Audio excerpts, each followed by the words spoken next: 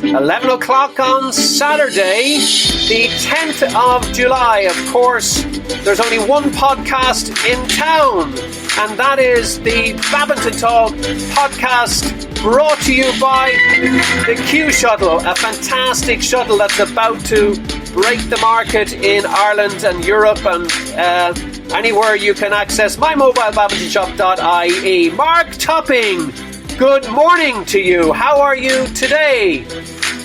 John Noble, I'm in great form. And what about yourself?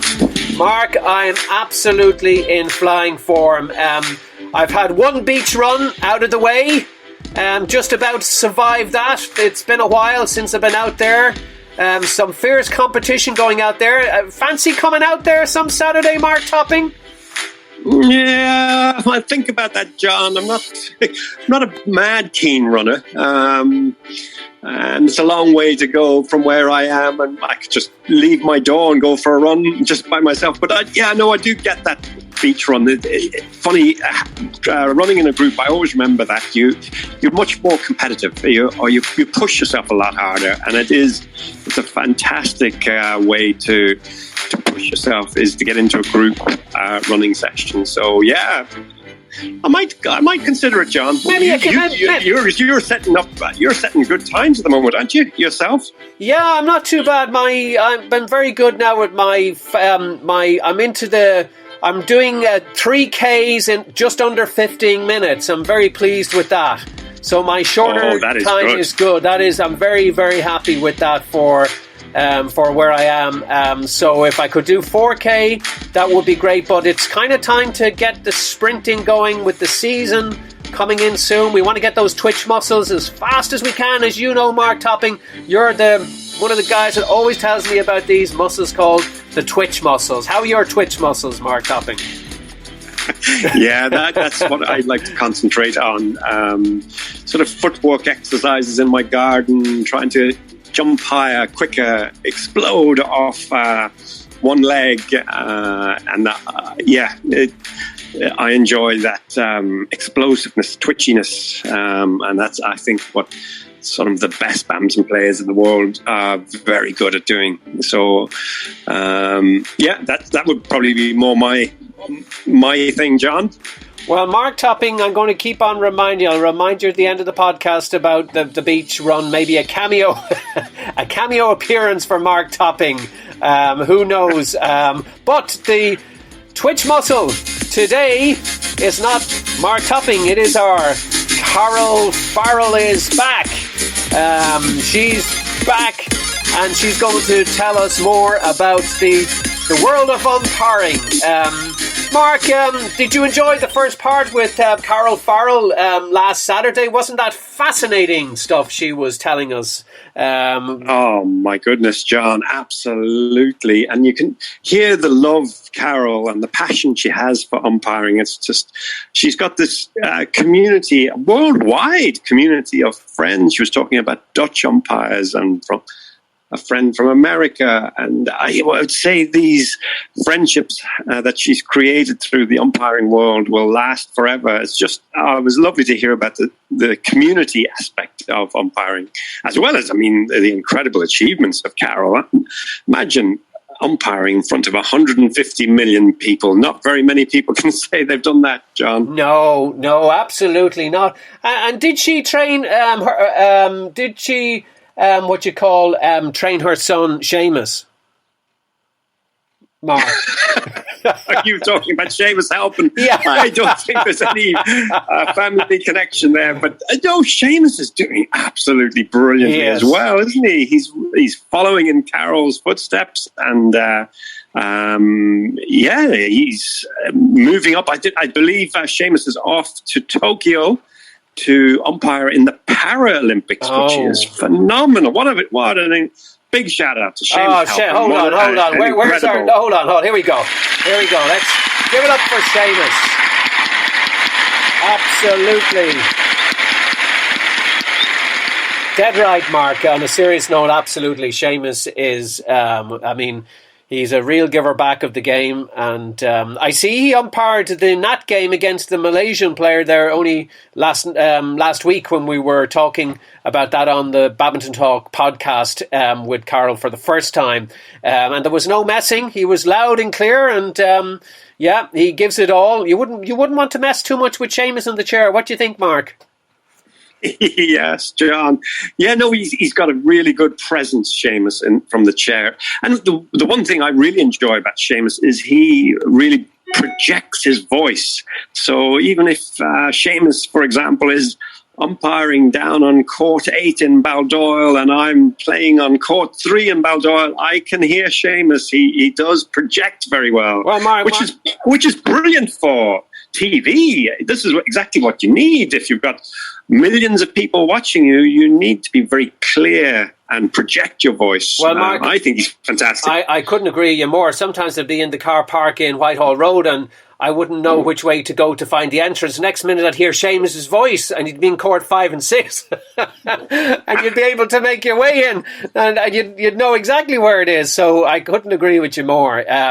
He definitely, and he's a pretty good competitor in the Masters too. A kind of tricky lefty, you know, again with his strapping leg. I've noticed what I love about any player is improving every year. Yeah. That is the key for me. As you know, I'm very interested in coaching, and obviously Seamus is getting coaching or he's studying the game very hard because each year Seamus comes out, he's a little bit stronger, he's a little bit faster. Yeah. And that's hard to do as you get older. Yeah. That's he's very impressive from Seamus, the player. Brilliant job. Seamus the player and Seamus the umpire. And who knows, maybe one day we might have Seamus on the Badminton Talk podcast, of course, sponsored by the Q Shuttle. But Mark, shall we get back to Carol Farrell part 2? And let's go straight back to the interview we did, Mark, back in April of 2021 when we were in COVID. We're still in COVID lockdown. Hopefully this Delta variant won't grab us too much over the next month or two. But Mark, are you ready for part 2? Shall we give the old button a play now? Let's do it, John Noble. Sounds good to me. Okay, so to all our listeners, part 2 to the umpire, Carol Farrell. I think it's over to me talking about the next question. Okay, next question, Mark. I think it's myself. Carol, how did you go from literally, first been introduced to badminton to sitting in an All England final and umpiring? What's the pathway? What's the process? I'm sure our listeners would be fascinated to know, how did you do this? How do you get there? How do you get there? Practice. That sounds silly, but that's what it is. You start by doing an umpire training course like I did in Whitehall Road or wherever it is. Anybody who wants to do it, you just contact the umpires or Badminton Ireland in this case, and they put you in contact with whoever is running the courses. You go and you do a course. Mm-hmm. And then you just start practicing. And what we do is we bring our own people who've done the course to the lower, when I say the lower levels of the leagues and cups, to some of the not so high level tournaments, so that you can get up in the chair and practice your umpiring. And then as time goes on, it just, you get more used to it. It's like playing. The more you play, the more experience you get, the higher you go up through the grades. It's the same basically with umpiring. Yeah. The more you umpire, the more experience you get, the higher you go. Usually what happens is there's roughly 2 years between every grade that you do.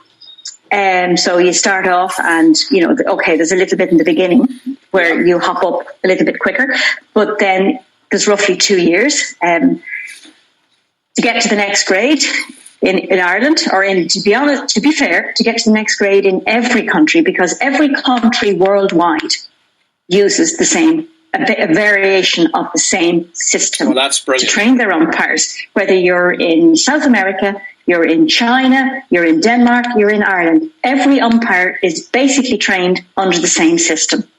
Just call them country variations, but To be honest, they're not even that big a variation from one to another. But anyway, so you have to do what they call an assessment, which is a practical. You go and you umpire at a tournament, and the assessors watch you, and you do a written paper, and you have to get 80% in your written paper. Wow, that's standard. And I'll put this to you. Somebody asked us once, why do you say 80%? Because the paper's on the laws of badminton. And the person in question was asked, well, do you want an umpire in the chair who only knows 80% of the laws? Who only knows 50% of the laws? No, you don't. 80% is fine. We have to know the laws. So you do your assessment, you pass into the next level, you repeat the performance a little bit more. When you get to the top level in Ireland, as you come up to the top, you get the chance to go away outside of Ireland, representing Ireland at tournaments around Europe. Yeah. The Belgian International, the Dutch International, the German International, tournaments all the way around Europe.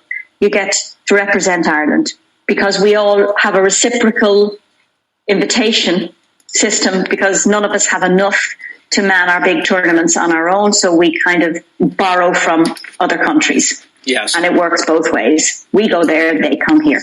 So after you've done that for another year, 2 years, you can move forward, look at moving forward into the European circuit, which is 2 levels in Europe. There's Badminton Europe accredited and then Badminton Europe certificated. The certificated umpires are the senior level, and they'll be the ones going to, at the very minimum, to the European Games, the European Championships, things like that. Some of the accredited umpires do go, but the majority of it would be the certificated umpires. After that, a few more years there. Again, it's all the same thing. It's practice, more tournaments, gaining experience. When you get into Europe, you've got all the top umpires in Europe. They're there. You can look at them. You can see how they're doing it. You can ask their advice. And believe me, they're more than willing. We're all more than willing to help everybody out. It's not like it's a closed shop. The more that come in, the better. And after that, it's into the BWF level. At the BWF, it's a very serious level. You have to sit BWF accredited. It's a week-long tournament where you have to perform up to the standard for a week in the chair with the assessors watching you. Wow. And do your written paper. Wow. I was going to say initially, Carol, I was going to say it's like a driving test. You have to do your written and then you have to do your kind of practical. But so it's a bit of that, but it's more like to practical is up to a week in length, depending on the tournament you're at. Golly, my God, that is incredible. I did my two BWF exams were both done at the World Championships. That was 6 days. So I wouldn't have done the semi-finals. It would have been 5 days of tournament. Yeah. Wow. That I had to umpire, perform up to that grade for 5 days. So that's how you get to the very top. How long it takes? Well, it's how long, there's a minimum. I did it probably in what could be described as the minimum. I did it in 10 years from my start to getting my BWF certificated exam.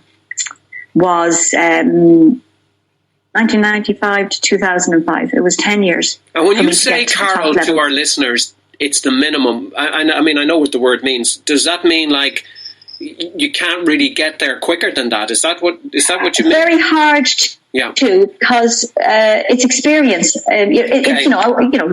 Some people might get there in 8 years, but it will be unlikely. The 10 years is there. There's no minimum requirement. It's not that it has to be 10 years, but that's nearly the minimum you need to get to that level, because you need the experience. You need to have, you need the practice. You need the experience. You need the knowledge that goes with the practice of knowing how to handle it. To get into the European circuit and to get into the European matches, you're 4, 5, 6 years. Wow. That's working pretty. That's pretty much what it would be. But then again, if you're a Badminton Europe accredited even or certificated umpire, you could be up at the Denmark Open umpiring any one of the top players. You could be in France after 7 years umpiring at the French Open. But it wouldn't be. They wouldn't be looking for you to get to know the players as well, to spend such time, if you like, umpiring, so that eventually you get the big gig, if I kind of put it that way. I know every gig is, don't get me wrong, I'm not dismissing, know what you mean. Umpiring in a local league match in any part, but do they like you to know certain types of players, like if we look at, say, Pavillon Avion, who can be quite fiery, and we've seen Nat beating them there 2 years ago out in Russia, which was wonderful for our listeners. If you follow, obviously, if you're an Irish supporter, not if you're a Spanish supporter, sorry to the French people here, I try to be non-biased, but Pavillon is a wonderful athlete as well. I admire him because he's maturing nicely like a wine. But, if you know someone like him who can be, as we heard at the start, the testosterone on the badminton courts, and we know this player can be a little bit this and this, they can shout too loud or do this. Do they look for that in kind of giving you that gig, or no, not? No, they don't. Okay. We don't look to know the players. What we need to do is know the matches and know the situations and know how to handle them. And I've umpired, using Pablo as an example, because yes, Pablo can be fiery. I know that. Yeah. I've umpired Pablo hundreds of times, and I've never had a problem with him. Yeah. But the important thing about an umpire is that no matter who the player is, whether it's somebody here in Ireland or it's somebody in Europe or it's somebody on the world stage, every match you go out to, you have to go out with a completely open mind that this is going to be the easiest match in the world. Yeah. Yeah, you can't. Now you have to be awake in case it's not, but you go. But it's not that, it's not that they sort of say, well, it's that you know these players, you know how to handle them. It's that you know these matches and you know how to handle these type of matches because you've got the experience, and you only get the experience by practice. Yeah, that was a question having a few disasters along the way. Yeah, well, but you learn by the disasters. Yeah. There's a question that sort of sprung into my mind. You were talking about practice, and that period, say, between 1995 and 2005, Carol. How many tournaments were you going away to each year to get that? Well, now I was very lucky. I'd say once I started traveling abroad in the end of 1997. I think was the first time I went outside of Ireland. It could have been the beginning of 1998. I think it was January 1998 was the first time I actually went abroad. And that would have been to the ICCs one year in the Velodrome in Manchester. Was my first. Yes. Remember that one? I went there. That was my first time outside of Ireland to do a tournament. I went a few weeks later to a junior tournament in Belgium. How many times I went away? I was really lucky. To be honest, I probably went abroad 3 or 4 times a year. Wow. In my early stages doing it. Now, you don't have to. I was one of the lucky ones. I was able to travel. I had, my kids were, I won't say old enough, but my husband was able to help out a lot. With the looking after of them, and I was able to travel. Some people will only get 2 trips abroad a year, and probably how many times do people go abroad once they start traveling? The average is probably 2. Wow. Yeah. Wow. Some of us will get away more. Yeah. If you can get away more, great. You gain more experience. Yeah. You gain more practice, and you get your face seen. And the old one was like, you all as players. It's important to remember that you know the umpires that you can do things on or not do things on. You know the umpires you can foul serve and they won't call you. You know the umpires that you can swear and they won't hear you. You know them, but you have to think it goes the other way too. The umpires know all the players. Yeah. We know them all too. Yeah, and we know how that. Actually, another question that came into my head, actually, while you were talking there. Yeah, I think you said that the World Championship, you umpired 5 days in a row. How many matches would you do in each day? You're probably totaling for the 5 days in a row between 18 and 20 matches. God. Per day? No, for the whole thing. Yeah. Because at the World Championships, we would have a lot more umpires. Now, it's still some amount of games to umpire. That's a long time in the chair. Yeah, the players come into the hall, they play, and they win or they lose. They leave, and they don't come back until the next day or 6 hours later to play their next match. We're there all the time. Sometimes you might have a half an hour or 45 minutes between your games. Sometimes you might have an hour. Sometimes you might have 5 minutes if you're lucky, because whoops, you have to get back out again. Yes. If you go to, what would I call it, the like of the Belgian International, a circuit event in Europe, you're probably going to hit the 24, 25 matches for the tournament.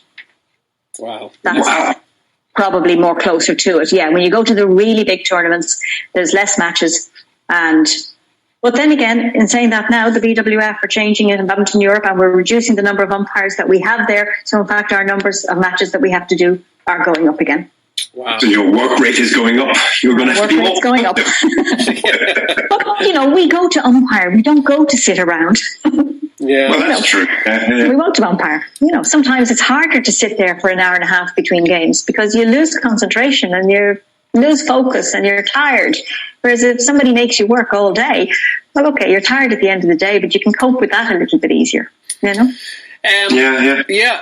Fascinating stuff here on the Badminton Talk podcast, of course, brought to you by the Q Shuttle. Before passing over to Mark, Carl, 2 quick questions on what you just had mentioned.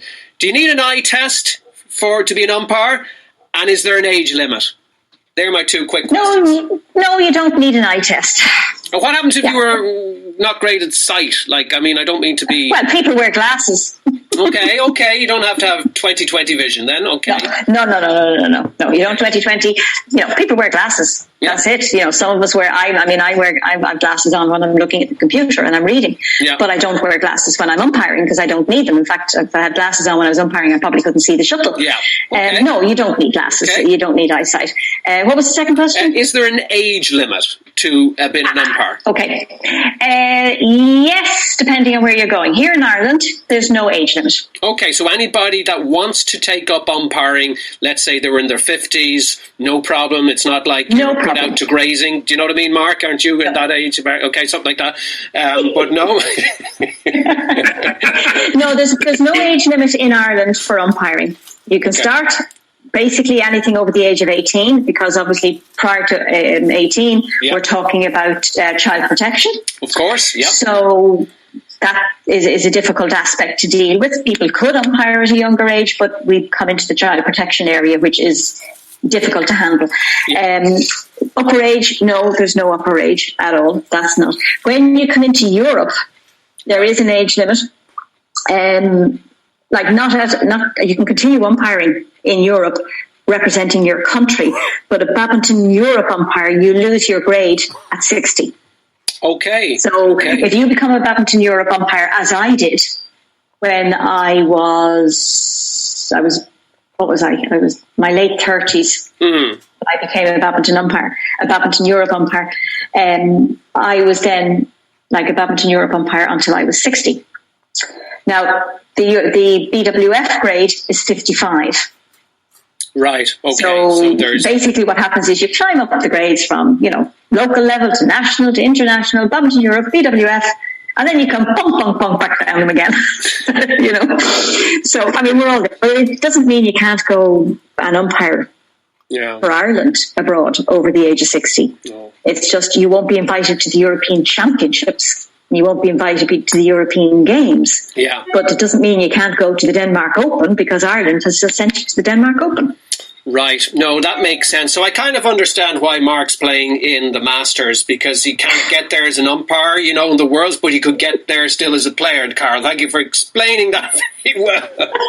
James, there's no way I would ever get... It's an important thing to say that, as a badminton player, I was only a middle grade player. I wasn't that good. And there was no way I was ever going to represent my county, my country, at my favourite sport. Yeah. Well, I've represented Ireland at the Olympics. You have, I know. I just took a different path. I didn't go as a player. I went in a totally different direction. It's brilliant. It's just... I represented Ireland at the top level of the sport, but just not as a player. Yeah. It's a fantastic story, Carl. It actually is. And I'm sure a lot of our listeners here are going to be watching out for any posters or any social media on when you looking to get more, lines people and umpires, because they can get, even as a lines person, you can also get out onto the court. You don't have to have the pressure position. Not that it is, but some people may not like it. But believe me, you ask any top level umpire, would they sit in the chair and line judge at the World Championships? And they'll go, no way. I will sit in the umpire's chair. I will not take the pressure of that line judge chair. I fair dues to those line judges. The pressure they take is phenomenal. Yeah. And they stand up to it every time. And we have a BWF line judge. We actually have a BWF line judge. One of our girls was promoted to the BWF level last year. Who's that? Sarah Kilfeather is her name. Sarah Kilfeather. She was promoted last year. Well, let's give her a little clap. Let's give Sarah a little clap here. That is absolutely fantastic, and I genuinely mean that. So my hope would be that, obviously not Tokyo, but hopefully she will make the next Olympics afterwards. So we'll have a line judge at the next Olympics. Wow. Wow, brilliant! Which would be brilliant, for us to get, to get our name in the world line judging circle. Do you ever think once you're in, and it's kind of like once one is in, more can follow. More can follow, because others will aspire to that. And do you ever think we'll have Hawkeye up in some of our national arena for the big tournament in the future? I'd love it. In, say, the Irish Open I think it's in October or November. I'd heard Chloe talking about that is a big one. Hopefully that will happen after the Nationals in August or September. Wouldn't it be great to have a Hawkeye? It'd be fabulous to have Hawkeye. It's an amazing system. It really, really is. But it's phenomenally expensive. Right, that's to why bring it's in, not available all the time. because of the equipment that has to come with it. And I do know there are some people in Europe who are developing another system very, very similar to it. Works on basically the same principles. That won't be as expensive as the big company, the big crowd that the BWF use. But it is a very expensive system. But it's fantastic. It really Have you used Hawkeye yourself? Loads of times, yeah. I've used Hawkeye loads of times. I have to say, Hawkeye, players in the beginning challenged lots of line calls. Or they always complained about, players always complain about line calls anyway. We all know that one. Yeah. And when, of course, Hawkeye came into place, I think the players went, oh, goody, now we can prove the line judges are wrong. We'll get them back. And get them back, exactly. Except that, if I remember the last time someone spoke to me from the percentage of line calls, the line calls challenged by players, the percentage where the line judge was right in this particular tournament was 85% of the time. Wow. So I'm sorry, players. The odds are against you all the time, yes. The odds are stacked against you. Yeah. The line judges really do a fantastic job. Yeah, they really, really do. You look back. We were having a little fun on one of our Zoomy things there a month ago, watching a call.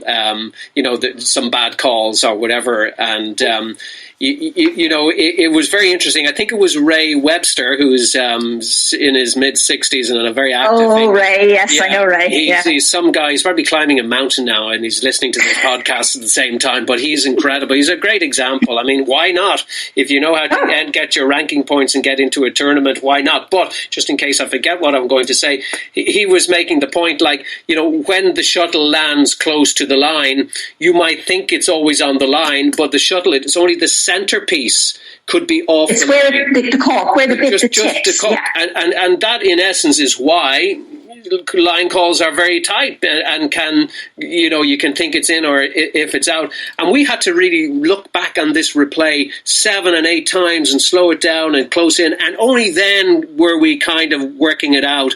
But if you were to do that with every point in badminton with the shuttles that travel hundreds of miles an hour, how could you? You'd be stopping after the first smash that's close to a line. So a line judge. You're right. A line judge. The player smashes the shuttle. The line judge sees it, makes the call. That player has smashed that shuttle at 425 kilometers an hour. What speed was it doing when it hit the floor? Yeah. And that line judge still managed to get it right. That's incredible. You know, they do fantastic jobs. We would have, we can't operate without them. But the rule is, isn't it, Carol? They know that. Yeah. We say that. Yeah. Don't worry, folks. This line is it was the line when we recorded with Carol. Okay, I think here we're just getting a slight cut off on our line here with Carol, but it'll come back in a second. I'm looking at the screen here, and we have Carol frozen, and we have Mark frozen, but I can see them here on the Badminton Talk here podcast, and hopefully we will have them coming back in a second. So I am looking here. They're lined up in the right place to call the shot. That's the point. They're lined up there in the right place to call that shot. Yeah. I'm sure sometimes they question themselves as well. But when Hawkeye, or Hawkeye is called into account, and Hawkeye shows up the fact that the line judge was right, and you see the line judge, this little sort of, they just let their breath out. Yeah, but I love that. Funny, I love the Hawkeye when I'm watching international tournaments, and when the player does challenge it, it's a moment of tension. It is. It's a great moment. It's interesting. Yeah, it is, and I don't know if you can hear it. It's one thing. It actually when we put our hands up to call for Hawkeye. There's like a music, if you want to call it that, starts. It's the heartbeat, boom, boom, boom, boom, boom, boom, and we started that in Europe because the first European Games in Baku, we had Hawkeye, and they were looking for music, a bit like the ice hockey music when they have to do things, and all these things, and they had all different tunes. It was a different tune every time we put our hand up. We never knew what was going to come out of the PA system.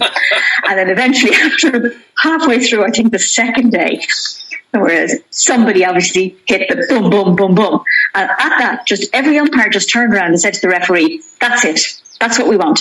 Don't change that." Yeah. And to this day, we still worldwide we use the boom boom, the heartbeat, because it does build up, as you said, Mark, an enthusiasm. And everybody's sitting there waiting for the heartbeat to stop as the picture comes on the screen.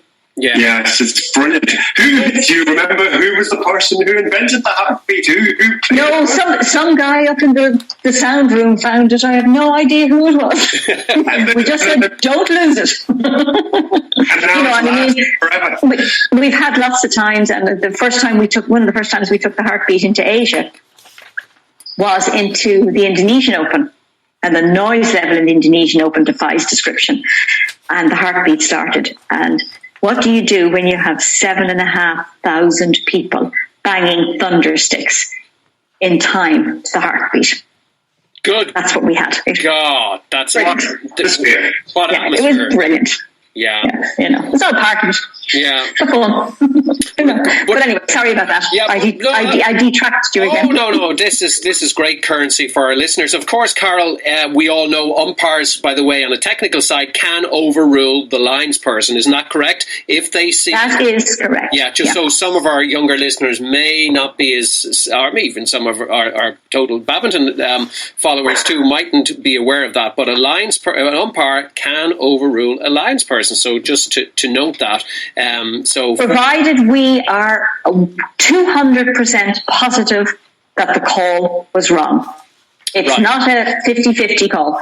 I have to be 200% positive that line call is wrong. Because I can imagine, Carol, because I've done a little lines person before lines, and I do, just when you settle into the role, if you like, you sometimes can get a little complacent. I don't mean not respectable, but you could just tune out on a point for a second. It's possible. It's a human condition. You just daydream or something. Maybe you're getting hungry, or maybe Mark Topping's looking a little angry, and you're forgetting something. Mark, that could be 3 up now. So I guess, Carol, in that case, what you've just said makes so much sense. They don't. pulled up something here in front of me just to tell you exactly the way we are taught it. And it just says that the official's decision, in this case it's the line judge, is final on all points of fact for which that official is responsible, except that if in the opinion of the umpire it is beyond reasonable doubt that a line judge has clearly made a wrong call. So that's what it has to be. God, it sounds like, and that's the words in the laws. It sounds like a court case here, beyond reasonable doubt. It does, beyond reasonable doubt. Yeah. Right. So if I think there's a small doubt that you might be right, well then I'm sorry, I have to go with you, and that's all there is to it. Yeah, that is something that actually players should do. I have a funny feeling. I don't know if you. Somebody should do a survey, but I suspect a lot of players have not read the rules of badminton thoroughly, or if at all. Maybe they know one or two pieces out of the... How big is the statute book? How big is the rule book? Well, if you round up everything we're supposed to know, it's quite a lot. But the laws of badminton, there are 17 laws of badminton that we have to know. 17 of them, and obviously there's sections within each one, you know. And then we have to know the what we call the instructions to technical officials, which is kind of how we use the laws and how we operate the laws. And then we have various codes of conduct for us. We have a code of conduct for the umpires, the technical officials. We have a code of conduct for players. There's a code of conduct for coaches. You know, there's a lot, but and then there's like clothing regulations and everything else. There's a lot of paperwork. You spend a lot of time reading it, trying to remember it. But, you know, a lot of it becomes second nature. You kind of practice it, you learn it, and you kind of do it automatically because you're practicing it all the time. But you're right, Mark. Yeah, you're right, Mark. I would say an awful lot of players don't know the laws. I mean, that's one of the reasons I went and became an umpire, because I just knew enough about the laws to know when I should be serving, when I should be receiving, and how to count the score. Yeah, that is interesting. Maybe actually, Mark, you give me a really good suggestion here on the Badminton Talk podcast. With only 8 minutes to go, how time is flying, but it's so fascinating and it's great. We're only on question 3 or 4. I think we'll be here till midnight. Well, I tell you what, we'll just get a quick question. Sorry, Mark. I wasn't being rude to cut there. I wanted to make a suggestion, just to throw out a suggestion, and maybe it already exists. It would be wonderful to do a lovely infographic of some of the rules of umpiring, or some of the rules, you know, a nice poster, put it up in some of the badminton centres, you know, just to, you know, when you see rules and it's like we don't bother reading the terms and conditions of insurance policies, or they have to be there, of course. But they're just, we just as human beings, I'll sign the dotted line, and good God, you could be giving your house away. But just to kind of say, these are really 5 really important elements of the game. If you're an umpire, you need to be, you know, to players. It might be something that's worth doing to, you know, and particularly the key ones, as opposed to, you know, maybe I'm sure Carol will be able to rank them as the 5 most important ones. It could be. That's a good idea, John. Yeah, there is along the line from years ago, and it wasn't done here in Ireland. I think it was actually done by the BWF at one point, which was, and it could be still on their website too, like a simplified version. There was a simplified version of the laws of badminton. Yeah. You know, which does take out the more detailed things that we end up reading and knowing, but that are not necessarily vital for players to view. I mean, as players, you don't need to know what height the net is. You just need to know, do I know what height the net is? Yeah. You know? Yeah. There's things like that. There is a simplified version of it. I must look around for it, actually, because I do. Did you ever come across a player, Carol, who you thought, wow, this person really knows the rules of the game?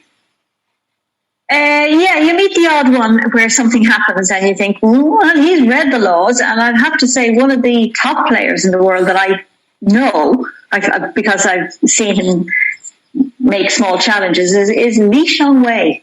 He knows the laws of badminton. Wow. And he obviously reads them, because there are times where he has said something to you, or there's been a time, once or 2 times, where he has challenged the umpire on a point of law, which he is allowed to do. He can't challenge on a point. A player can't challenge us on a point of fact. If I say you've foul served, you've foul served. But if I was to say, how would I show you the difference? Okay, so you're serving and you serve from here, from too high. You serve too high. Yeah. And I say that was too high. That's a point of fact. In my opinion, I think that's too high. But if we're using that new device, you can serve with the head of your racket facing upwards. So I now fault you and say, well, the head of your racket was facing upwards, and it can't. Well, that's a fact. That's a law. I've just quoted a law wrong. So you can challenge me on the law. And Lee Wei has challenged umpires on the law, and there's been a number of times where he's won that challenge. And does that mean the point is reversed?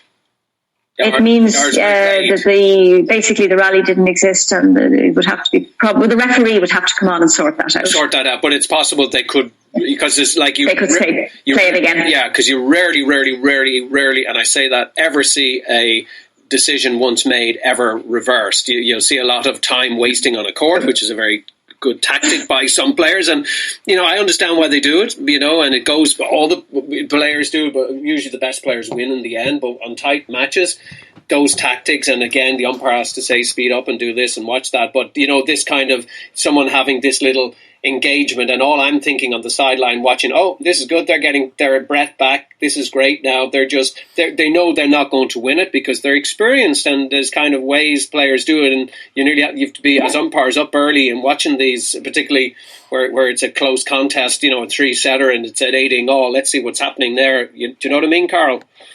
We have to appreciate the effort the players are putting into the game. It's been a tough game, it's been a long game, and we have to appreciate the effort that they're putting in and take that on board when we're making our decisions as well. Wow. And the most important thing about being an umpire is making sure that it's fair for both sides or at all times. Yeah, absolutely. So, yeah. But, players knowing the laws, some of them do, yeah. Some of them definitely do. Yeah. But I would say an awful lot of them don't know an awful lot of them. They know. So, there you go, the laws of badminton. Mark Topping, do you know your laws? Mark Topping, is your mic on? I'm not hearing you. Mark is... Oh, yes, I'm back. Okay. I was on mute there, John. Okay, do you know the laws of badminton? John, I don't. No, I do remember reading the laws once, but that was many years ago. And really, it's something that I think I would encourage all players to at least read once, but probably study a little bit more and make sure that you know all the laws inside out. Certainly, I did study. I really concentrated, from a coaching perspective, I concentrated on the serving laws. Yes. Because I always wanted to make sure that my players served within the law of the game and the spirit of the game, obviously. And so that is one area that I have studied extensively. But yeah, there are many aspects of laws that I'm a bit hazy on, John. What about yourself? Yeah, well, I'm you're probably like yourself. Like, I come through the game in the old days with the old rules, which you had to serve. You had the old scoring system and where you needed to stand. And I think, as Carol was saying, if you play the game enough, you probably know most of the laws by just natural. As like somebody the other day was asking me to explain offside on soccer, and I was kind of going, I just know it. You just know it. Like, to explain it, it's a little bit more. You have to think about exactly what you're going to use to show when a player is behind and is not behind another player with the ball. So, I'd like to think I know all the laws, but I'm sure there's one or two that I wouldn't be putting my mortgage on, Mark. That is true, John. Well, listen, we're almost out of time, and I think Mark at some stage forgot to put the 20-cent coin into the meter, so we had a little stumble on our Zoom, but we all wanted to know we are COVID compliant. So you probably, if you're hearing us now, you have listened right through. We've a very short time left, Mark, about 30 seconds. So next week, Carol, part 3. Are you excited? Absolutely. It's a fascinating chat from Carol. I particularly enjoyed this week the process that she went through to get to the very top. She very similar to get players. She said right at the beginning of the podcast, number 2, practice, practice, practice. And that's exactly the same for players. The umpires put so much effort in. And that's where we have to leave it. Mark Topping, talk to you more next week. Have a good week. Say bye.